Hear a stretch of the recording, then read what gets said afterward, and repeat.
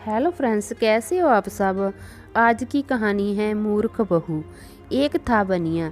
एक बार वह व्यापार के लिए परदेश जाने लगा। जाते जाते अपनी पत्नी को बोलकर उसने कहा, मैं परदेश जा रहा हूँ, तुम अच्छी तरह रहना, बच्चों को भी संभालना और अपनी सास का भी अपने बच्चों की तरह देखभाल करना। याद रखना, माँ से कोई भी काम मत करवाना। बहू ने बोला, ठीक है, मैं आपकी बात समझ गई हूँ, वैसा ही करूँगी जैसा आपने बोला है, आप आराम से जाइएगा। बहू ने बात ध्यान में रखी। बनिया तो चला गया। बहू ने दूसरे ही दिन माँ जी से कह दिया, माँ जी, आपके बेटे मुझसे कह कर गए हैं कि माँ को अपने बच्चों की तरह संभालना और उनसे कोई भी काम मत करवाना। अब आप घर का कोई काम मत कीजिएगा, आप तो इन बच्चों के साथ खेलिए, खाइए और मौज करिएगा। माँ जी गहरे सोच में पड़ गई। फिर बोली, बहू ठीक है, अब मैं ऐसा ही करूँगी। कुछ दिनों के बाद बहू ने अपने बेटी के कान सिंधवाए। उस समय बहू को अपने पति की यह बात याद आई कि माँ को बच्चों की तरह ही संभालना है। इसलिए बहू ने माँ के कान सिंधवाने की बात सोची। उसने माँ जी से कहा, माँ जी चलिए, आपके कान सिंधवाने हैं। सुनकर माँ जी घबरा उठी।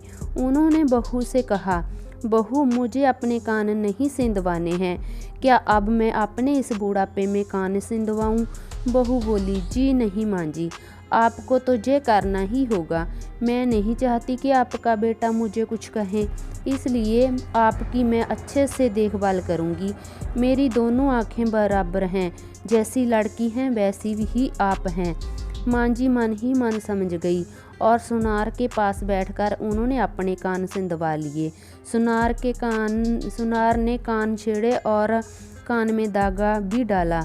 बहू जिस तरह रोज रोज लड़की के कान में तेल लगाती थी, उसी तरह माँ जी के कान में भी तेल लगाती रही। थोड़े दिनों बाद बहू ने अपनी बेटी के लिए बाली बनवाई तो उसे अपने पति की बात याद आई। फिर उसने माँ जी के लिए भी बाली बनवाई और कहा, आइए आपको ये बाली पहना दूँ। माँ जी ने कहा, बहू, मुझको बाली क्यों पहनानी है, मैं बूढ़ी हूँ, मुझको इसकी ज़रूरत नहीं है। बाली तुम अपनी बेटी को पहनाओ, मुझको नहीं पहननी है। लेकिन बहू नहीं मानी। ज़बरदस्ती करके माँ जी को बाली पहना ही दी।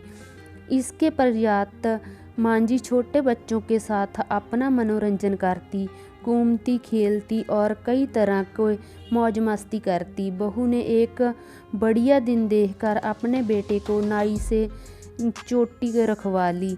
फिर बहू को माँ जी की याद आ गई। माँ जी बच्चों के साथ खेल रही थी, उन्हें वहाँ से बुलवा लिया और कहा, माँ जी आइए, नाई के सामने बैठिए, अपने लड़के की तरह मुझे आपके सिर पर भी चोटी रखवानी है। जब गोविंद के चोटी रखवाई है तो आपके क्यों ना रखवाऊँ। माँ जी ने बहू को बहुत समझाया पर बहू टस से मस न हुई। आखिर माँ जी नाई के सामने बैठी और उन्होंने अपने सिर पर चोटी रखवाई।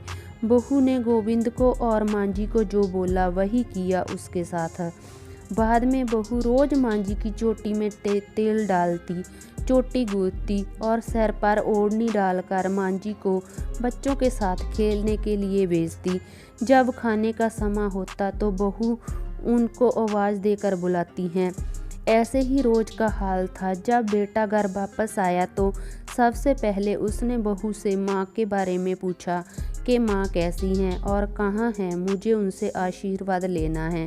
बहू ने बताया, माँ जी तो बच्चों के साथ खेल रही हैं, जहीं कहीं होंगी आ जाएंगी।